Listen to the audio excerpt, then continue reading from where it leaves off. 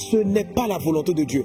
Mais si vous laissez faire, si vous n'intercédez pas, si vous ne priez pas, voilà ce que j'ai vu. Beaucoup d'entre vous, vous allez devoir quitter ce pays et aller en exil. Et le pays sera ingouverné pendant une période entre 6 et 7 ans. J'ai entendu 7 ans. Mais j'ai compris que vers 6 ans, beaucoup de pourparlers, des choses allaient être réglées par la grâce de Dieu pour que la stabilité revienne. Donc je vous en prie.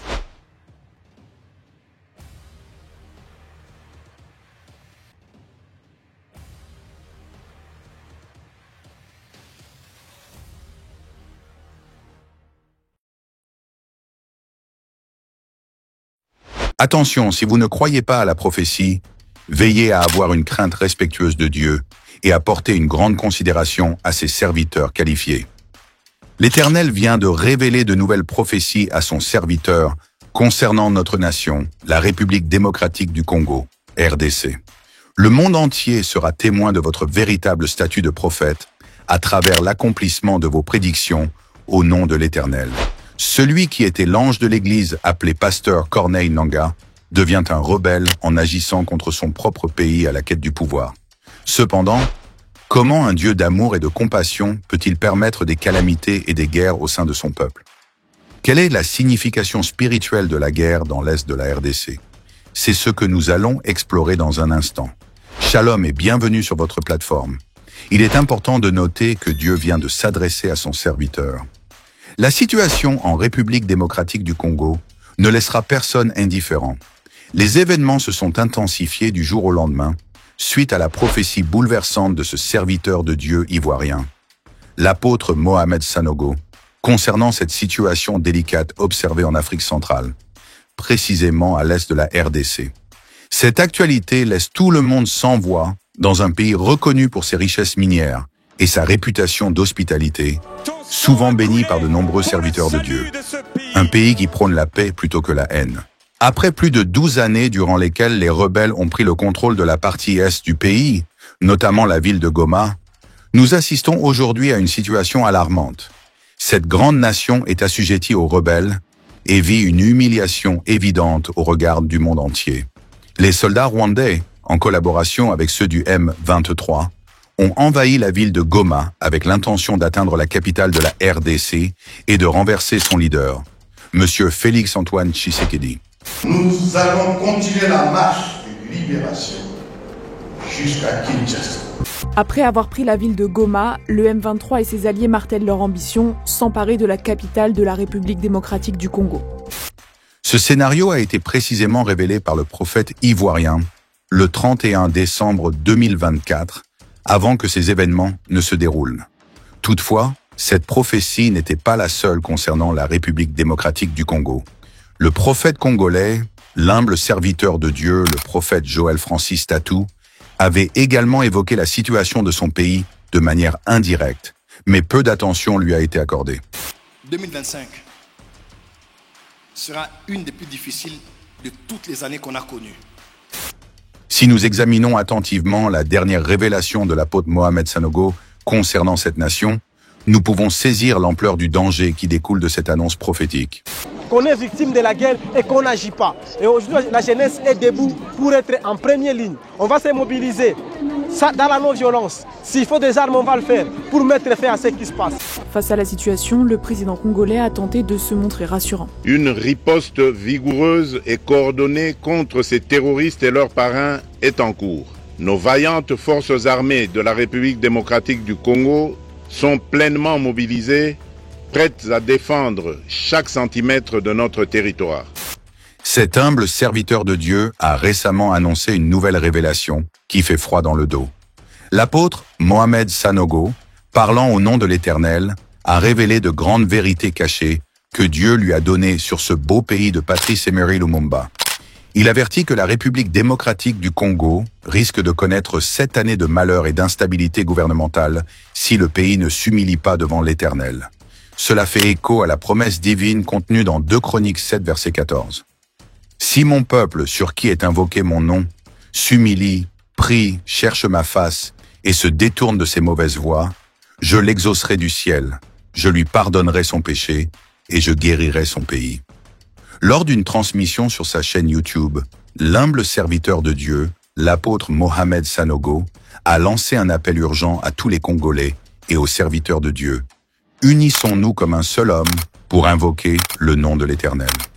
C'est l'unique solution pour contrer les plans des ennemis, car Dieu aime cette nation et désire la sauver pour sa gloire.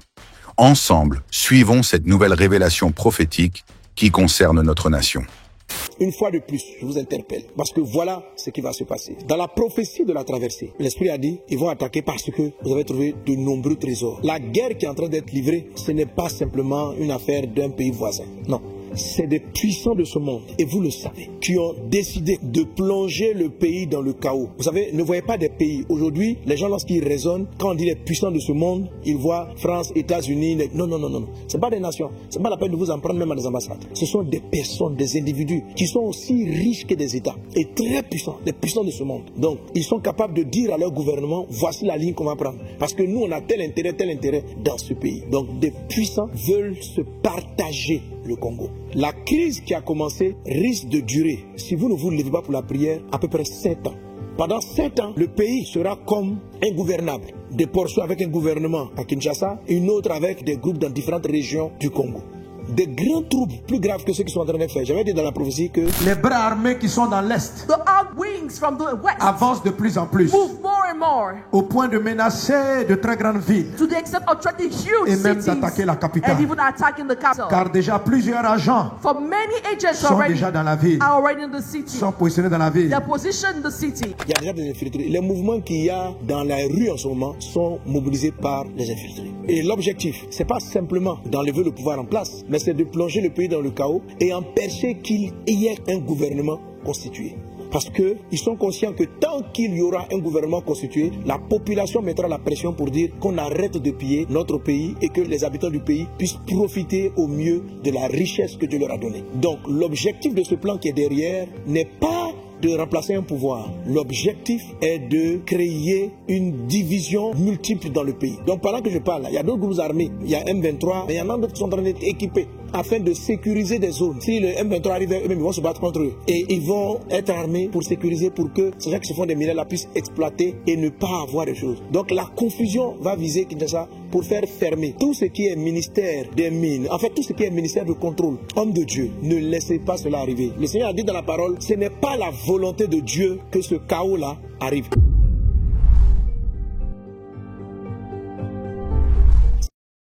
Ce n'est pas la volonté de Dieu. Ce n'est pas la volonté de Dieu. Mais si vous laissez faire, si vous n'intercédez pas, si vous ne priez pas, voilà ce que j'ai vu. Beaucoup d'entre vous, vous allez devoir quitter ce pays et aller en exil. Et le pays sera ingouverné pendant une période entre 6 et 7 ans. J'ai entendu 7 ans. Mais j'ai compris que vers 6 ans, beaucoup de pourparlers, des choses allaient être réglées par la grâce de Dieu pour que la stabilité revienne. Donc je vous en supplie, ne voyez pas ça comme une affaire d'un parti, d'un groupe d'église qui prie pour une personne. Ça, c'est ce que l'ennemi vous fait entendre pour que vous arrêtez de prier. Ça, c'est la voix que le diable essaie de vous donner pour que vous arrêtez de prier, pour que vous ne soyez pas mobilisés, pour dire, bon, de toute façon, s'il y a un changement de pouvoir, un autre va venir, et puis, bon, ceux qui se sont enrichis là, c'est de leur faute. Ce n'est pas le plan de l'ennemi. Ce n'est pas juste de changer un gouvernant et de mettre un autre. C'est de rendre votre pays ingouvernable. C'est de faire en sorte qu'il vous sera difficile de quitter une région pour aller à une autre. C'est d'avoir des seigneurs de guerre et des seigneurs des régions un peu partout. Alors je vous en supplie, peuple de Dieu. C'est pourquoi Dieu vous exhorte à la prière d'unité. C'est-à-dire, il faut que vous mettiez ensemble. Un bon intercesseur, 2 ou 3 intercesseurs peuvent prier pour qu'une nation soit sauvée. Mais votre unité, votre amour pour la RDC, votre amour pour le pays et la prière qui va monter vers Dieu sauvera cette nation. Vous êtes les fils de la nation, sauvez-la, mettez-vous en prière. J'en appelle aux grands leaders spirituels, j'en appelle aux pasteurs qui mobilisent, j'en appelle. Appelez-vous, chers révérends, appelez-vous, chers prophètes, appelez-vous, chers docteurs, que des pères en prennent l'initiative, que des jeunes prennent l'initiative, mais parlez-vous, que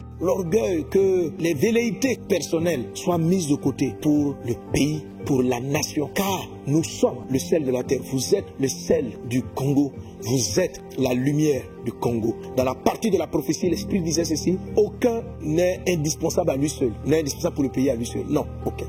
que chacun d'entre vous transporte une portion de lumière. Et c'est vos forces mises ensemble qui vont amener la lumière et faire en sorte que cette situation de trouble et de confusion soit plutôt un tremplin vers le Congo tant prophétisé. Il ne faut pas laisser que ça arrive dans 7 ans, mais que cela puisse arriver maintenant. Parce que si vous mettez en prière, la manière dont le pays sera dans la confusion, ça va vous obliger, vous tous, à vous retrouver dans des pays à prier. Je vois en Belgique organiser des réunions de prière pour le Congo. Tous les hommes, chacun va taire son orgueil. Cette crise-là va vous humilier tellement que ça va vous contraindre à prier, à supplier Dieu, que Dieu guérisse le Congo, que Dieu délivre le Congo. Alors ne laissez pas cela arriver. N'attendez pas de voir la fermeture de vos églises, car l'ennemi, ces puissances, ces entreprises, ces individus si puissants qui veulent contrôler et prendre la richesse de ce pays, servent les ténèbres, servent le diable. Ils savent la valeur que vous portez dans vos prières. Ils savent la puissance de la prière. Alors, pour le moment, il y a une attaque pour vous diviser, pour vous empêcher de prier, je vous en supplie. Toute initiative d'unité de prière, joignez-vous et priez. Organisez au stade des martyrs ou dans les plus grands endroits une nuit de prière, des temps de prière et de prière. Arrachez dans le monde invisible tout ce que l'ennemi a semé dans le Congo. Arracher et prier. La deuxième partie de cela, c'était l'attitude des leaders à l'humilité et la repentance. L'humilité, c'est de reconnaître qu'il y a des choses que Dieu attendait de nous qu'on n'a pas fait. Si vous vous êtes enrichi, si Dieu t'a mis pour mettre de l'ordre et que tu as favorisé du désordre, vous seul et Dieu le savez. Mais l'Esprit du Seigneur vous appelle. Vous qui avez une portion de pouvoir, si vous n'écoutez pas le message de Dieu, cette prophétie, ce n'est pas hier, je ne sais pas parce que les gens ont pris Goma, non, c'est la traversée. Plusieurs agents sont déjà dans la ville, sont positionnés dans la ville pour t'attaquer quand tu seras faible. Mais si tu t'humilies et tu te répands, Dieu te fortifiera, Dieu te gardera. Lui qui t'a dit depuis ton enfance qu'il te conduira à ce poste. Attache-toi à ton Dieu, attache-toi à Dieu. Il te parlera et il te montrera lui-même par des songes et des visions quels sont les insectes qui te rongent et qui te rongent de l'intérieur. Ainsi dit ton Dieu. Et même encore d'autres prophéties qui datent des années précédentes. Priez, humiliez-vous, que les chefs humilient, rentre ta chambre. Parle avec ton Créateur. Laisse-le mettre le doigt. Il va toucher des péchés. Et là, je cite en vrac. Je n'accuse personne, mais je cite en vrac. Les enrichements personnels, la débauche sexuelle, la complaisance vis-à-vis de ce qui devait être condamné, l'injustice, ce qui devait être absous, qui n'a pas été absous, qui a été plutôt condamné, les injustices. La Bible dit que le trône d'un roi est affermi par la justice. Lorsqu'il y a de l'injustice, le peuple, le royaume est fragilisé. Fragilisé quand on fait un appel d'offres et qu'on favorise le moins donnant. Celui qui investit moins pour le pays, celui qui va faire moins, on le choisit pour son ventre personnel, pour ses intérêts personnels. On est en train d'être injuste pour une nation. La nation va commencer à vomir. Parce que le temps du réveil, le temps où la RDC devient une bénédiction pour l'Afrique est arrivé. Donc, si vous êtes injuste, si vous acceptez des marchés, favorisez votre intérêt au lieu de favoriser l'intérêt du pays, vous allez être vomi. Vous allez être vomi. Il faut vous humilier, vous repentir, car il est le Dieu de toute miséricorde, il est le Dieu de toute grâce. Si vous profitez de vous prenez de vos voyages, vous laissez vos épouses pour sortir avec les filles en désordre, vous êtes en train d'amener l'abomination de l'iniquité dans une nation qu'on a dédiée à Dieu. Repentez-vous. Repentez-vous. Je parle à tous ceux qui ont pouvoir de direction. Repentez-vous des faux marchés signés. Repentez-vous de l'enrichissement personnel au détriment du bonheur du pays. Repentez-vous. Pourquoi Dieu veut que vous vous repentiez? Pour qu'il puisse vous garder dans le plan qu'il a pour le Congo. Si vous voulez vous corrompre, si vous voulez persévérer dans ces choses-là, la destinée de la nation est plus grande que vous. Aucun d'entre vous n'est le héros de Dieu. Le héros de Dieu, c'est la nation. C'est toi qui t'alignes au plan de Dieu. Dieu te prend et puis il t'accompagne. Mais toi, Dieu te choisit. Tu peux croire que tu es tellement le héros du film que quel que soit ce que tu fais, non. Dieu a un plan pour cette nation. Et quiconque s'oppose par sa vie, quand Dieu t'a appelé, il faut savoir que c'est une responsabilité vis-à-vis de Dieu. Et il faut l'assumer. Il faut être droit, il faut être intègre. Ne pas être apprécié, mais avoir le soutien du ciel. Aujourd'hui, chère autorité du Congo, ce dont vous avez besoin, c'est le soutien du ciel. Car de l'intérieur, les termites ont fait un ravage. Vous n'avez même pas idée de l'ampleur du travail des termites dont la prophétie parlait. Au corps de Christ dans son ensemble, je nous appelle à l'intercession, à prier pour que toute vérité entre les serviteurs de Dieu tombe et que les gens puissent rapidement dans les jours-ci, ce soir, demain matin, ne tardez pas, ça va aller, ça va très vite. Même si tu m'entends, mais tu appelles ton camarade, tu dis le soir, rassemblement au stade, on prie tous, il faut le faire. Il ne faut pas tarder, il ne faut pas remettre à demain. Les mouvements dans la ville ne sont pas simples. Ils sont censés s'amplifier et obliger les gens du gouvernement à commencer à démissionner. Alors c'est quand ils démissionnent que le chaos va prendre place, parce qu'il n'y aura plus de roi. Donc même si vous n'aimez pas le roi, aimez toute autorité que Dieu établit parce qu'elle permet de mettre de l'ordre, un certain ordre en tout cas dans le pays. Et je peux apporter sur toute l'Afrique centrale. Cette confusion qui est là, je l'ai vue. Et si vous écoutez la dernière prophétie, j'ai dit prions pour le Congo-Brazza, prions pour les pays d'Afrique centrale.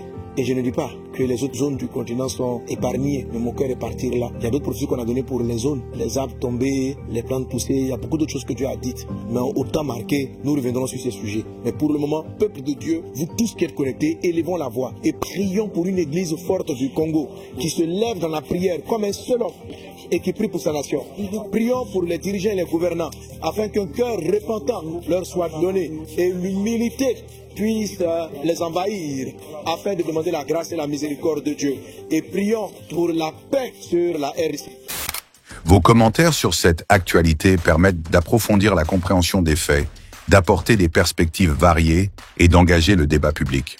Si cette séquence de vidéos vous a été bénéfique, vos critiques aident à contextualiser l'information, à éclairer les implications et à encourager une réflexion critique. En gros, nous aimerions avoir vos avis car ils transforment une simple révélation ou information en une discussion enrichissante et dynamique au bénéfice de toute la communauté. Après avoir suivi cette séquence de vidéos, nous comprenons justement que nous n'avons pas tous la même compréhension lorsqu'il s'agit de donner nos différents points de vue sur cette nouvelle actualité. Par conséquent, chaque personne serait libre de faire savoir ses propres révélations sur cette thématique, avec beaucoup de considération sur vos différentes convictions et religions, entre autres que vous soyez croyant chrétien, religieux ou encore selon vos croyances respectives. Comme nous savons justement que vos croyances peuvent être influencées par la culture, la religion ou les traditions. En effet, vos convictions sont souvent le résultat de croyances intégrées et mûries au fil du temps. Cependant, alors qu'il s'agit d'une plateforme qui est beaucoup plus axée sur les actualités chrétiennes et la géopolitique, pour plusieurs buts essentiels, faites savoir vos différents propos en se basant sur vos croyances religieuses lorsqu'il s'agit de faire savoir vos impressions sur le contenu regardé. Elles donnent du sens à la vie, fournissent un cadre moral et offrent un sentiment d'appartenance et de communauté. Elles permettent également de surmonter les épreuves en donnant espoir et réconfort. Merci pour votre attention, nous sommes ravis. Si cette vidéo vous a été utile, alors n'hésitez pas de le partager avec vos contacts pour une plus grande visibilité. Et n'oubliez pas surtout de nous dire dans le commentaire vos différentes impressions sur cette actualité. On vous dit à la prochaine publication et restez connectés sur notre chaîne God Blessed 243 Simplement Chrétienne.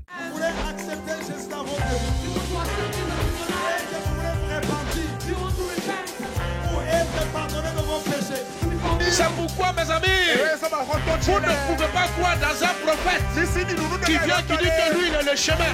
J'étais païen, j'étais beau. Je deviens chrétien, je deviens vilain. Comment?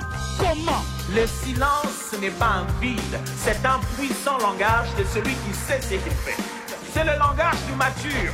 La personne qui est mature répond de foi par le silence, se tait seulement.